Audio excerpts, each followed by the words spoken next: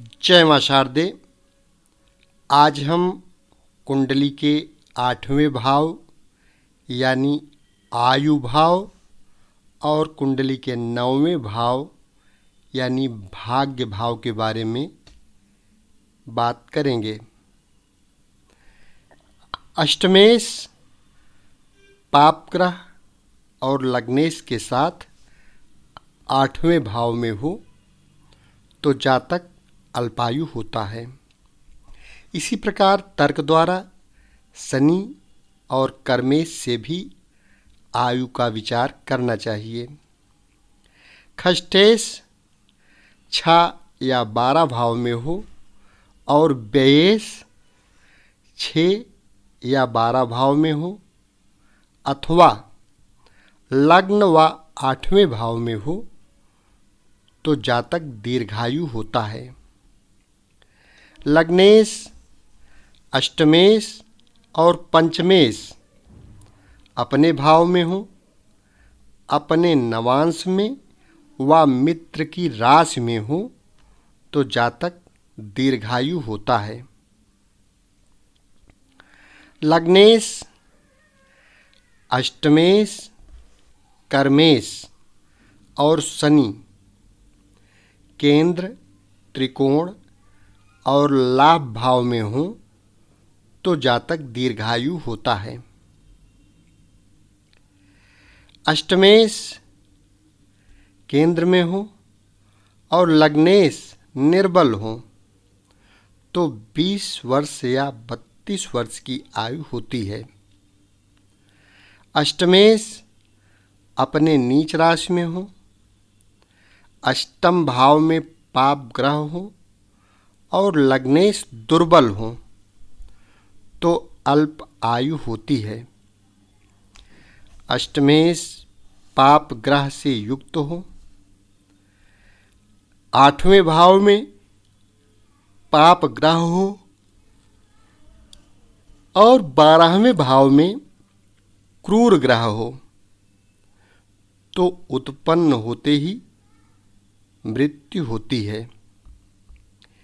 केंद्र, त्रिकोण में पाप ग्रह हो, 6, 8 भाव में शुभ ग्रह हो, लग्न में अष्टमेश अपने नीच राशि का हो तो शीघ्र ही मृत्यु होती है।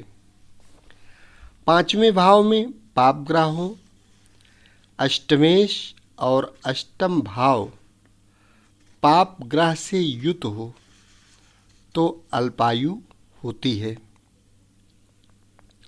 अष्टमेश 8वें भाव में और चंद्रमा पाप युक्त हो और शुभ ग्रह से न देखा जाता हो तो मास के अंत में मृत्यु होती है।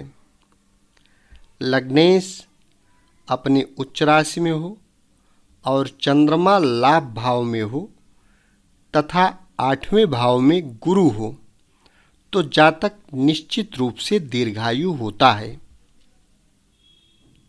इस प्रकार से कुंडली के आयु भाव का फलादेश कुंडली का मिलान करते हुए अन्य चीजें देखते हुए किया जाता है। अब हम भाग्य भाव यानी कुंडली के 9वें भाव की बात करेंगे। 9वें स्थान में गुरु हो, नवमेश केंद्र में हो, लग्नेश बलवान हो तो बड़ा ही भाग्यवान होता है। भाग्येश बलवान हो, भाग्य स्थान में शुक्र हो, लग्न से केंद्र में गुरु हो तो पिता भाग्यवान होता है। भाग्य स्थान से दूसरे व चौथे स्थान में मंगल हो और भाग्येश नीच राशि में हो तो पिता निर्धन होता है। भाग्येश परम उच्च में हो, गुरु भाग्यांश में हो और लग्न से केंद्र में शुक्र हो तो पिता दीर्घायु होता है। भाग्येश केंद्र में गुरु से देखा जाता हो तो उसका पिता वाहन से युक्त राजा व उसके समान होता है। भाग्येश कर्म भाव में हो, कर्मेश भाग्य भाव में हो और शुभ ग्रह से किसी प्रकार का संपर्क हो तो उसका पिता धनी और कीर्तिमान होता है।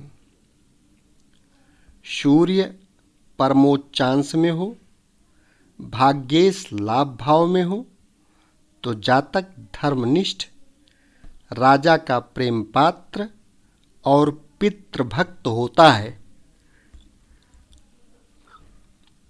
लग्न से त्रिकोण में सूर्य हो, भाग्येश सप्तम भाव में हो और धनेश भाग्य भाव में हो तो 32वें वर्ष के बाद भाग्य, वाहन और कीर्ति का लाभ होता है। पितृवैर योग की बात करें तो लग्नेश भाग्य भाव में हो और खष्ठेश भी भाग्य भाव में हो तो परस्पर पिता पुत्र में वैर होता है तथा पिता निंदनीय होता है। भिक्षासन योग की बात करें तो यदि निर्बल तृतीयेश कर्मेश से युक्त हो, भाग्येश नीच व अस्त में हो तो जातक भिक्षा से अपने पेट का पालन करने वाला होता है। पितृमरण योग सूर्य 6, 8, 12 भाव में हो और अष्टमेश भाग्य भाव में हो तथा व्ययेश लग्न में और खष्ठेश 5वें भाव में हो तो बालक के जन्म से पूर्व ही पिता की मृत्यु हो जाती है। कुंडली के 8वें स्थान में सूर्य हो और अष्टमेश भाग्य भाव में हो तो बालक के पहले वर्ष में ही पिता की मृत्यु होती है। व्ययेश भाग्य भाव में, भाग्येश नीचांश में हो तो तीसरे व 16वें वर्ष में पिता की मृत्यु होती है। लग्नेश 8वें भाव में और अष्टमेश सूर्य से युत हो तो दूसरे व 12वें वर्ष में पिता की मृत्यु होती है। भाग्य भाव से 8वें भाव में राहु हो, भाग्य से भाग्य भाव में सूर्य राहु से युक्त हो और चंद्रमा से भाग्य भाव में शनि हो तो 7वें व 19वें वर्ष में पिता की मृत्यु होती है। भाग्येश 12वें भाव में और व्ययेश भाग्य भाव में हो तो 44वें वर्ष में पिता की मृत्यु होती है। सूर्य के नवांश में चंद्रमा हो और लग्नेश 8वें भाव में हो तो 35वें व 41वें वर्ष में पिता की मृत्यु होती है। पितृस्थान 10 का स्वामी सूर्य हो और शनि मंगल से युत हो तो 50वें वर्ष में पिता की मृत्यु होती है। भाग्य भाव से 7वें सूर्य हो और भ्रातृभाव से 7वें राहु हो तो 6ठें या 25वें वर्ष में पिता की मृत्यु होती है। अष्टम से 16वें भाव में शनि हो और शनि से 7वें भाव में राहु हो तो 30वें, 21वें व 26वें वर्ष में पिता की मृत्यु होती है। भाग्येश नीच राशि में और नीच राशि का स्वामी भाग्य भाव में हो तो 26वें व 33वें वर्ष में पिता की मृत्यु होती है। चंद्रमा सूर्य के नवमांश में हो, लग्नेश अष्टम भावगत हो तो 35वें या 41वें वर्ष में पिता की मृत्यु होती है। भाग्येश से युक्त शुक्र परमोच्चांश में हो और भ्रातृ स्थान में शनि हो तो बड़ा भाग्यवान होता है। भाग्य स्थान में गुरु हो और भाग्येश केंद्र में हो तो 20 वर्ष के बाद भाग्योदय होता है। बुध परमोच्चांश में हो और भाग्येश भाग्य भाव में हो तो 36वें वर्ष के बाद भाग्योदय होता है। लग्नेश भाग्य भाव में और भाग्येश लग्न में हो तथा गुरु सप्तम भाव में हो तो धन वाहन से युक्त होता है।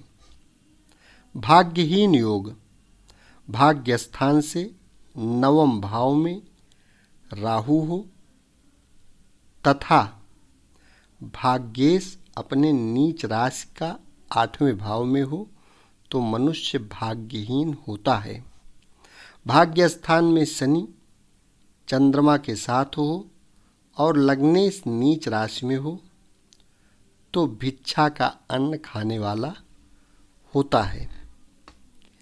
इस प्रकार से भाग्य स्थान का फलादेश कुंडली का मिलान करते हुए एक चीज़ स्पष्ट जान लें कि कोई भी चीज़ ज्योतिष में जो बताई जाती है वो डायरेक्ट अप्लाई नहीं की जा सकती है। उसके लिए ढेर सारे सूत्र होते हैं, सबका मिलान करके नंबर दिया जाता है और नंबर वाइज जिसकी संख्या अच्छी होती है उसमें भी उसका निर्धारण किया जाता है, तब जाके फलादेश किया जाता है। फलादेश करने की विधि समझना बहुत ज़रूरी है, क्योंकि ये चीज़ें जो हम बता रहे हैं इसकी काट भी होती है। नहीं तो हम बता दिए कि ये 8वें स्थान में सूर्य है और अष्टमेश भाग्य भाव में हो तो बालक के पहले वर्ष में ही पिता की मृत्यु होती है। लेकिन अब वहीं अष्टमेश पर या अष्टम भाव पर अगर गुरु की दृष्टि पड़ रही है तो ये अपने आप समाप्त हो जाता है। तो ढेर सारी चीज़ें ऐसी हैं जिसको समझना बहुत ज़रूरी है। इसलिए जब तक संपूर्ण ज्योतिष का ज्ञान न हो जाए तब तक भ्रमित होने की ज़रूरत नहीं है। फलादेश तभी किया जाता है जब संपूर्ण ज्योतिष का ज्ञान हो जाता है।